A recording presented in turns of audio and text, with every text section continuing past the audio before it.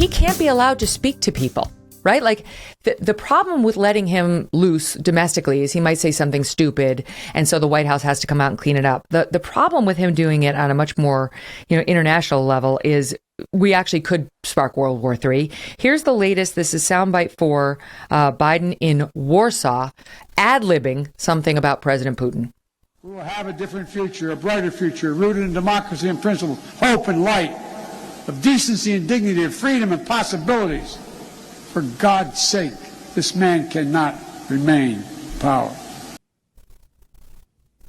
So that wasn't part of the prepared remarks. By the way, neither was Chris Rock's comment on Jada Pinkett Smith. I think we're getting a lesson here about going off script.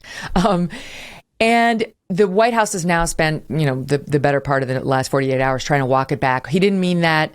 He didn't mean he can't remain in power. What he meant was he can't, we don't want him, let me read you exactly. Putin cannot be allowed to exercise power over his neighbors or the region. What Biden said was he cannot remain in power.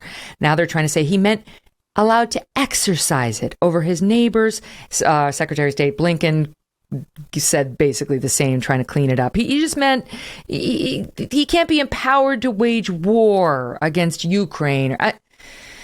You tell me whether we should be allowing him to speak at all from this point forward on Ukraine or anything else. Megyn, you remember the time he was talking to a group of supporters and he started talking about how the kids would rub their hands down his legs and his hairs would stand on end. It was a really bizarre, awkward comment. And you also remember when he called just some construction worker who asked him a question, he called him fat. He said, "Listen, fat." That stuff is fine in the domestic sphere, I guess. It's really not fine. It's alarming, but like you said, stupid comments in the domestic sphere can be contained. When you're dealing with a situation with this vast Eurasian land power, Russia, that's invading its neighbors, it's a nuclear armed power, just speaking off the cuff about regime changing Vladimir Putin and the Kremlin is extremely dangerous. And it's both what was substantively said is wrong, right? We do not need to seek regime change against Russia. We tried regime change wars the past 20 years against much smaller and less important countries like Afghanistan, Iraq, Libya, and Syria. And the result in all those cases was dangerous. And this is where Russia we're talking about.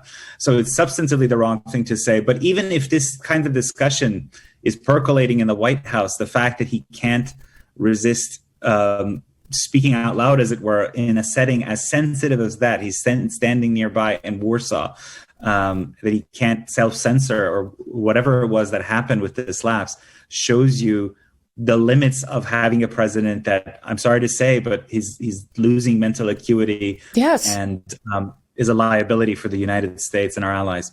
Look, that is a fair assessment of what's going on right now, because this will be used by Vladimir Putin to win a propaganda war against us. It'll be played in Russia, saying this is what the United States is really after. They just want to pick your leader. They don't want you to pick your leader. They want to pick your leader. And that's what they claim happened in Ukraine too, right? So it matters that he can't control his mouth. It matters. He's the president. And this wasn't even close to the first time, including on Ukraine, on Russia. Okay, so I just wrote down a couple. Who could forget minor incursion, right? Then he called Putin a war criminal, which was not intended. And the White House first spent a day trying to say, oh, that's just his personal opinion. He's not really speaking as president. What?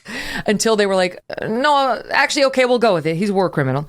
Then there was cannot remain in power.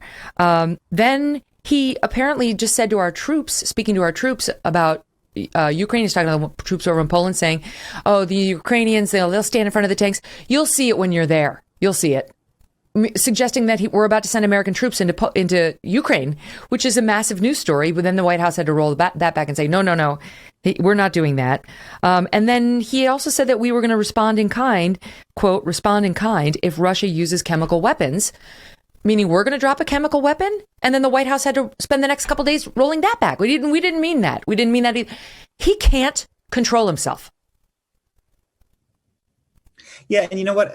Now, to speak somewhat in defense of President Biden, I will say this, that I think he actually has a lot of good instincts on this relative to other people in Washington.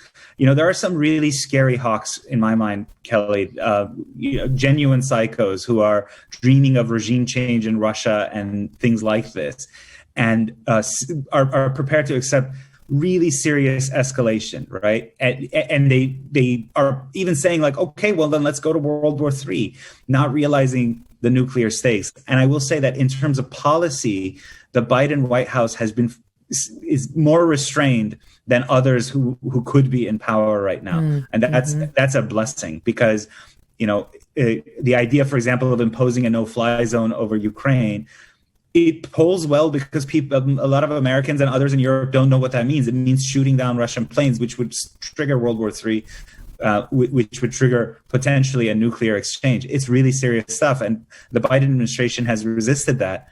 But then there is this side of it. And I mean, it must be so frustrating for his handlers, certainly.